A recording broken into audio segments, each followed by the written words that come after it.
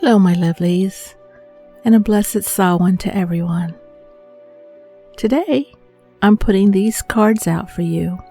Choose 1, 2, or 3, whichever you feel drawn to, and I'll do a reading for each individual one. Enjoy.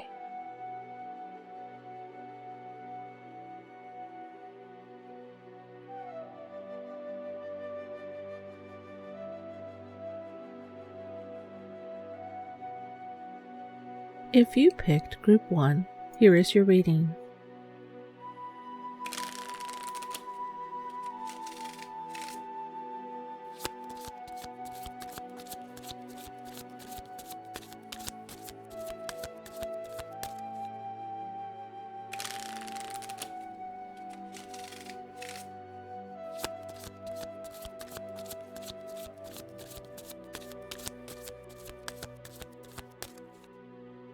The first card that is laid out is the Queen of Cups. This stands for being loving, tender-hearted, intuitive, psychic, and spiritual.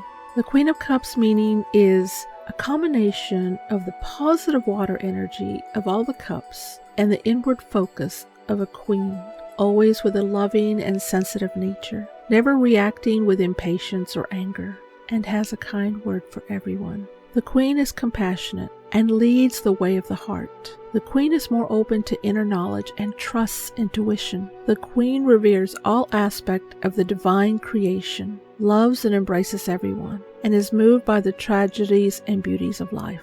With the Queen of Cups, you feel and think as a queen does. So have you received an intuitive message? Have you been moved by another's pain? Are you aware of an emotional climate?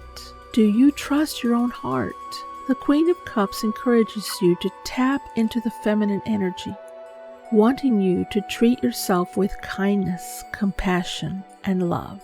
So the next card that either supports or is a hindrance to the Queen is the Nine of Wands. The Nine of Wands stands for defensiveness, perseverance, stamina, resilience, and resistance. A look at this card shows that you have been through certain battles. In my deck, it's 2 hands with fingertips charred and holding a flame. They may be hurt, but they're not down. Because they're hurt, they may become defensive. This card is telling you to proceed with caution, because there's a possibility of being hurt, either physically or mentally. Defensiveness is natural if you've been hurt, but the trick is not to be bitter. You now need to be more watchful, as you've been through a lot in life. You have become stronger as well. Strength and stamina are another aspect of the Nine of Wands. As a fighter, you need to be tough and have the inner stamina to persist, come what may. This is the spirit of this card. The Nine of Wands wants you to keep going despite all odds. Don't give up, whatever the opposition. You have within you the strength to overcome. And yes, you could get hurt. You may have gone through rough times and gotten hurt, but you're still not defeated. Another quality of this card is resilience. Despite setbacks, you persist. You need to keep going, irrespective of everything. The next card is Death. Here in my deck, you see Death as a skull with a crown on its head. It's portrayed as a living skeleton, the bones being the only part of the human body existing after death. It wears a crown which gives invincibility, signaling that no one can destroy Death. Death is one of the most feared cards in the tarot deck. It is very misunderstood. Many people avoid mentioning this card because it has that much power. Most times, people take the name of the card literally. However, the real meaning within the Death card is one of the most positive in the entire deck. The Death card signals that one major phase of your life is ending and a new one is about to begin. You just need to close one door so the new one will open. The past needs to be placed behind you so you can focus your energy on what is ahead of you. Another meaning is that you're going through a major change, a transition, a transformation. The old version of you needs to die to allow the new you to be created. I know this can be a scary time for you because you may be unsure of what will happen in the future. But even if you're scared, you should welcome the change because you are opening the door to new life events. Let go of any unhealthy attachments that you have in your life. This is an important part of life, so learning to keep moving forward is one of the lessons death teaches us. The next card that either supports or hinders is the Lover's card. In the Lover's card in my deck, there are two elk with their antlers intertwined. One elk is white and the other is black, the yin-yang symbolism. They are secure and gather strength from each other. The same element of the zodiac sign that governs this card is Gemini. Air is associated with mental activity and communication, which is the foundation for healthy relationships. This card has a sense of balance and harmony, the symbolism of union in a grand and cosmic sense between two opposing forces. The primary meaning within the Lovers is harmony, attractiveness, and perfection in a relationship. The trust and the unity that the Lovers have gives each of them confidence and strength, empowering the other. The bond that they have created is very strong. It can indicate that the two are joined in commitment and other close and intimate relationships. Another meaning behind the Lover's card is the concept of choice, a choice between things that are opposing and mutually exclusive. This could be a dilemma that you need to think about carefully and make the best decision for your situation. A more personal Lover's meaning that can apply to individuals is the development of your own personal belief systems, regardless of what society says is normal. This is one of the times when you figure out what you're going to stand for and what your philosophy in life will truly be. You must start making up your mind about what you find important and unimportant in your life. You should be as true to yourself as you can be, so you will be genuine and authentic to the people who are around you. When it comes to love and relationships, the Lover's card can be a welcome sight to any seeker, but the Lover's card signals a wonderful cohesiveness and balance of forces indicating complementary energies. This card represents a pair that works well together. On the other hand, because this card also symbolizes choice and the choice of commitment, it also raises the question of how committed are you to love? This doesn't have to refer exclusively to another person, but can also indicate a choice between love or work, love or family, love or friendship, or even sometimes love and your entire lifestyle. The idea here is that there may be a sacrifice that you must make to have this type of love. In some ways, all commitment is a sacrifice, but one made for the right person can help you grow as an individual. The choices and sacrifices that need to be made can apply to both you, a potential or existing partner. Okay, now let's move on for those of you that picked image number 2.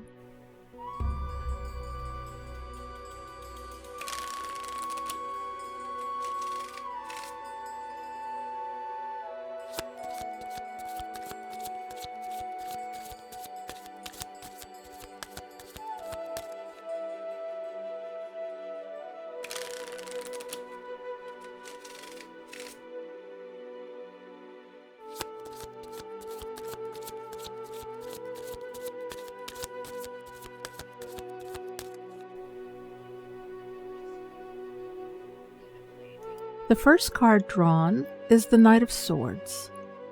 The Knight of Swords stands for being direct or blunt, authoritative or overbearing, incisive or cutting, knowledgeable or opinionated, and logical, maybe unfeeling. On the one hand, the Knight of Swords has a keen intellect, speaks clearly with authority, and is a master of logic. On the other hand, the Knight of Swords can be tactless, convinced of their own superiority, and undiplomatic. The Knight of Swords can be relied upon for analytical lucidity, being indifferent to the feelings of others, and does not tolerate stupidity. This means you need to check whether you force your views on others. Does speaking your mind often get you into trouble? Does this trait make your colleagues critical of you? And if the answer is yes, maybe it's time to change these aspects of the Knight of Swords that are visible in you, or at least temper them a bit. The next card either supports or hinders the Knight of Swords. It's the Hanged Man. In my deck, this depicts a raven suspended upside down, hanging by its talons from the living world tree. This tree is rooted deep down in the underworld, and it's known to support the heavens. It's believed that the hanging raven is positioned there by its own free will. The hangman understands the position is a sacrifice that is needed to be made in order to progress forward, whether as repentance for wrongdoings in the past, or a calculated step backwards to recalculate the path that you're on. This time spent here will not be wasted. Doing this is a part of your own progression forward. This is a card which is mainly designated toward waiting and suspension. This suggests that this might be the thing that you need to do to achieve success or to wait for the proper opportunity. Keep in mind that taking action is not always the best solution, and in certain cases refraining from doing so might bring you just as much, if not more, benefits. The next card is the Six of Cups. This represents goodwill, caring, innocence, and childhood. The Six of Cups is simple goodness. Yes, there's a lot of violence and anger and dishonesty in the world, but the opposite is true too. This is what the Six of Cups represents. It encourages you to be kind, forgiving, and generous.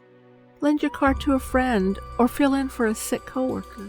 These small gestures are important. When this card comes up, it means you're focused on the past.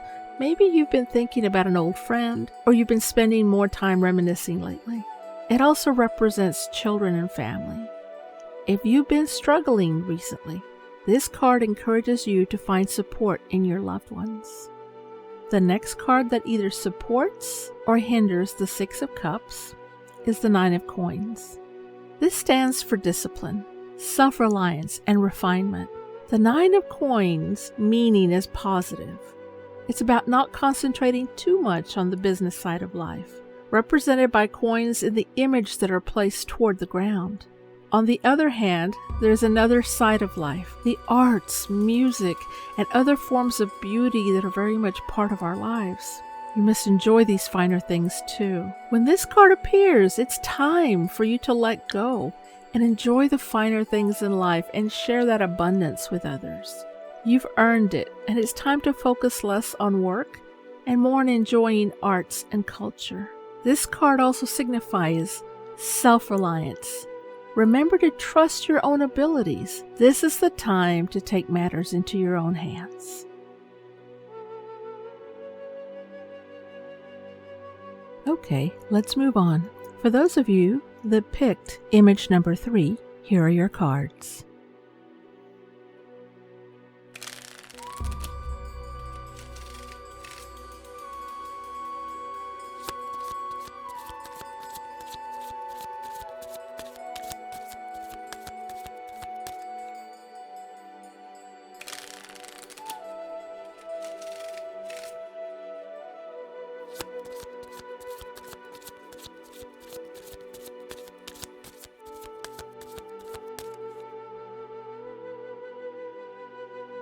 The first card is the Chariot.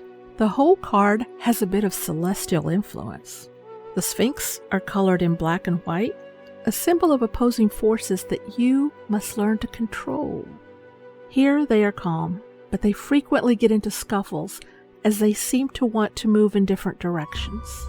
Your task is to guide these Sphinx toward a destination, one that is marked by the cosmic forces. The Chariot is linked to the Cancer zodiac sign.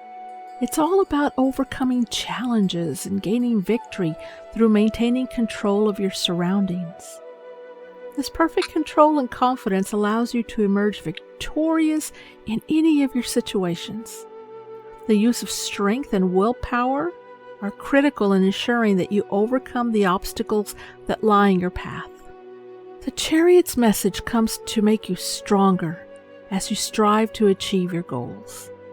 The key message that the Chariot brings you is that you must maintain focus, confidence, and determination through a process that will be full of winding turns and detours.